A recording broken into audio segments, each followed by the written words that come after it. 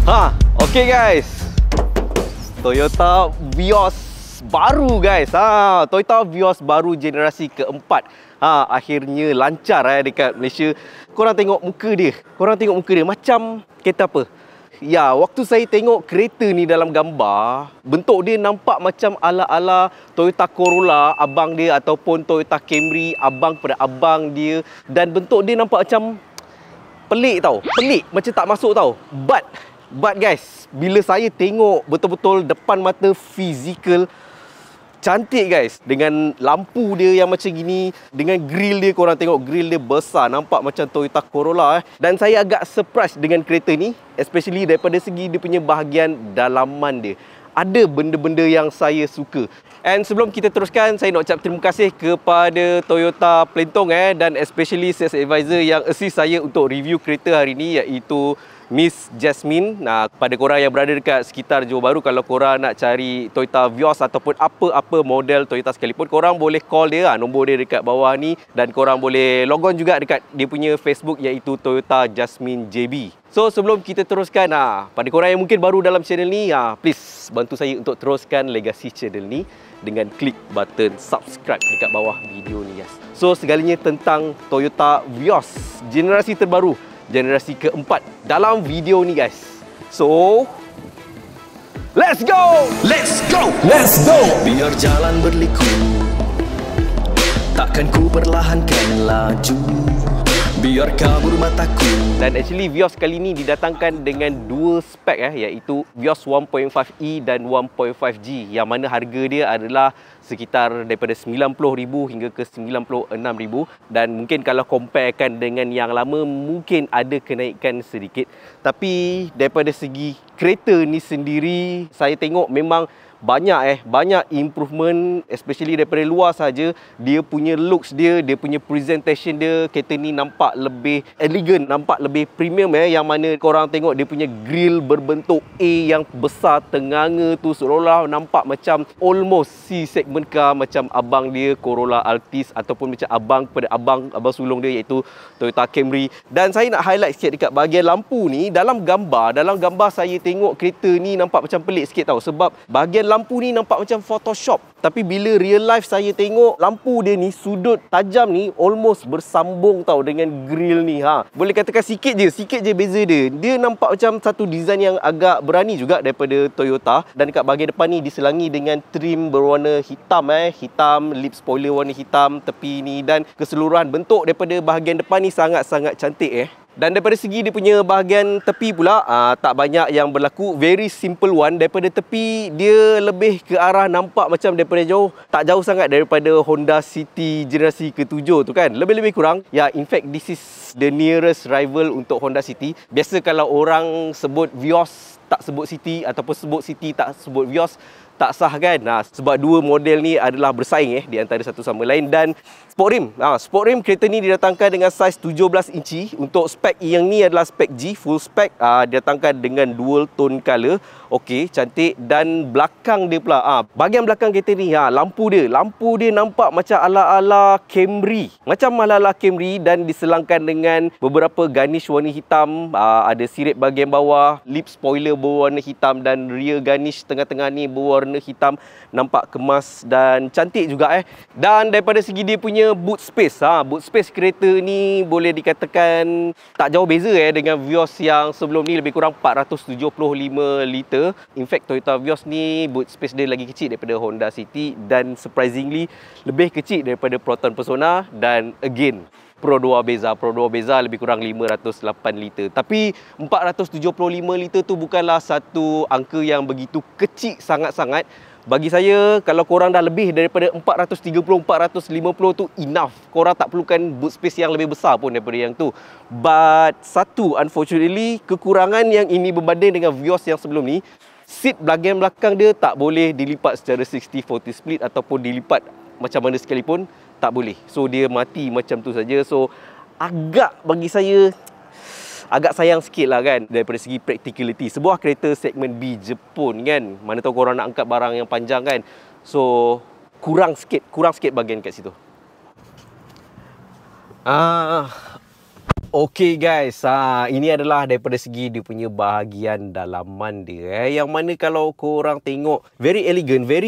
Dia tak ada nampak macam begitu try hard bersegi-segi, more like tu continental car yang mana dia ada satu garisan panjang kan. Dan kebanyakan kereta zaman sekarang pun macam Honda Civic, Honda HR-V, even Mazda 3, semua dia dah menggunakan konsep-konsep yang satu garisan panjang daripada sini sampai ke sini. Dan ini adalah macam leather wrap dan mempunyai jahitan benang yang sebenar, soft touch dan warna ni dia nampak macam warna brown tau. Cantik, hitam brown. Yang ni hard touch. This one pun hard touch. Okay, kita try start engine kereta ni digital, fully digital meter cluster guys. Korang tengok. Cantik. Dan satu yang saya perasan dekat dalam kereta ni adalah dia punya steering dia memang macam Pro 2 Ativa guys. Even termasuk dia punya butang-butang pun nampak macam Pro 2 Myvi punya butang. Yelah, Toyota Daihatsu Pro 2, boleh katakan banyak sharing parts Dan ada pedal shift guys. Dan steering dia. Steering dia boleh di-adjust secara teleskopik depan, belakang. Dan of course meter cluster ni mungkin boleh tukar design. Nanti saya akan ceritakan dalam video yang seterusnya lebih secara detail. Dan once korang masuk je ke dalam kereta ni, apa yang korang perasan adalah satu paparan skrin yang besar dekat bahagian tengah-tengah ni Dan kereta ni actually didatangkan dengan Android Auto beserta Apple CarPlay. Dan kita nak tengok dia punya reverse camera dia okey ke tak okey. Ada 360 reverse camera guys, 360 degree reverse camera. Dan aircon controller ni nampak macam Toyota Veloz Scroll, tak ada touchscreen but is okay, saya lagi prefer. Tak ada dual zone climate control, tak ada. Dan dekat bahagian bawah sini ada satu kompartmen yang sangat-sangat besar guys. Sangat-sangat besar, korang boleh letakkan barang-barang korang, sangat praktikal. Dan glove box dia sederhana besar. Dan gear konsol dekat bahagian tepi sini pun ada satu ruang poket untuk korang letakkan sedikit barang. Dan gear konsol dia, ni bahagian yang gloss black cantik. Dia macam ada finishing sikit-sikit diamond macam itu. Didatangkan dengan electric parking brake dan berserta auto hold. Selain tu kereta ni juga didatangkan dengan ambient lighting Dan bahagian armrest tengah ni pun dia berwarna brown sampai ke bahagian door handle depan dan belakang. Dan kompartmen dalaman dia tidaklah begitu besar sangat, tapi dia ada, what is this? Is it wireless charging? Ni macam wireless charging Wireless charging, ada. Cuma dekat bahagian tengah-tengah sini tak ada cup holder But nanti dulu. Walaupun dekat tengah-tengah ni tak ada cup holder, tak semestinya dalam kereta ni tak praktikal. Saya sangat-sangat surprise dengan bahagian dalaman kereta ni, iaitu kereta ni banyak kompartmen yang tersembunyi guys Dia ada cup holder dekat bahagian sini. Lepas tu dia ada driver compartment kat sini. Dan korang tengok, ini macam tak ada apa-apa kan? Macam tak ada apa-apa. Tapi kalau korang tekan, ada cup holder. Dahsyat tau, dahsyat. Saya appreciate benda-benda yang macam gini Dan dekat sini pun korang boleh letak barang lagi. Berserta bahagian bawah ni ada satu cup holder. So secara keseluruhan bahagian dalaman Toyota Vios generasi terbaru ni bagi saya ada kekurangan, tapi ada kelebihan dia yang tak ada pada kereta-kereta lain especially Honda City. So jom kita nak tengok bahagian belakang pula. Let's go. Okey, bahagian belakang dia pula. Korang tengok. Agak luas juga. Normal segmen B je pun tak sampai 1 jengkal saiz saya, but okey, sangat-sangat selesa, sangat-sangat acceptable. Dan dekat bahagian bawah sini ada center hum dia tak rata habis, tapi okey, tidaklah begitu tinggi sangat. Dan dekat bahagian tengah-tengah ni ada aircon vents, dan bawah ni ada 2 USB port satu type C, satu USB yang biasalah. Cuma seat bahagian belakang ni tidak boleh dibaringkan untuk korang nak angkat barang kat boot kalau panjang, dan tidak juga didatangkan dengan armrest. Tak macam Vios sebelum ni pun ada armrest Cuma untuk Vios yang sebelum ni saya ada komplain yang mana dia punya konsol tengah ni agak sedikit ke belakang dan agak tajam, macam makan ruang kan, mengganggu. Tapi finally yang ini dia dah lepeh rata dan dia dah anjakkan sedikit ke bahagian depan lah. Dan satu yang surprise korang tengok. Ada cup holder dekat sini guys. Jarang kereta yang ada cup holder dekat door trim bahagian belakang ni kan. Bukan tu saja, tapi dia ada 2 tingkat kompartmen guys. Biasa kompartmen bahagian sini setengah kereta tembus ke bawah ni kan, korang tak boleh letak barang, ataupun kalau tak tembus pun dia kecil je, ngam-ngam untuk korang letak jari. Tapi ni korang boleh letakkan handphone at least. Dan bahagian bawah ni pun ada lagi, cuma bahagian bawah ni tak boleh letakkan cawan lah, tak ada cup holder, sebab dekat sini dah ada. So dia ada 3 kompartmen yang berbeza untuk satu pintu bahagian belakang ni saja. So daripada segi dia punya fuel consumption, minyak kereta ni jimat ke tak jimat? Kalau nak dibandingkan dengan Vios yang sebelum ni, yang ini dikatakan lebih jimat sedikit, iaitu lebih kurang 19.8 km per liter tak silap saya. Dan yang sebelum ni mungkin dalam 18 km per liter lebih sikit. Dan yang ini almost 20 km per liter. Bagi saya kalau korang dapat 18 tu pun dah jimat-jimat sangat dah kan. Dan enjin kereta ni masih lagi menggunakan enjin Toyota Vios yang sama, iaitu masih lagi menggunakan enjin 1.5 liter dual VVTi, yang mana kali ni dia punya power output slightly lebih kurang sedikit daripada yang lama, iaitu untuk Vios yang sebelum ni lebih kurang 107 PS dan 140 Nm of torque, manakala yang baru ni pula lebih kurang 106 PS, turun 1 horsepower, dan lebih kurang 138 Nm of torque, kurang 2 Nm of torque. But according to Toyota, daripada segi dia punya berat kereta ni lebih ringan daripada Vios yang sebelum ni, yang mana yang ini lebih kurang 1000 kg lebih sikit, 1035 kg, yang membuatkan power to weight ratio untuk Vios yang ini berbanding dengan Vios yang sebelum ni lebih power sedikit je. Ya, itu dia guys, serba sedikit tentang Toyota Vios generasi terbaru ni. Sebuah kereta yang kita akan lihat banyak dekat atas jalan lepas ni.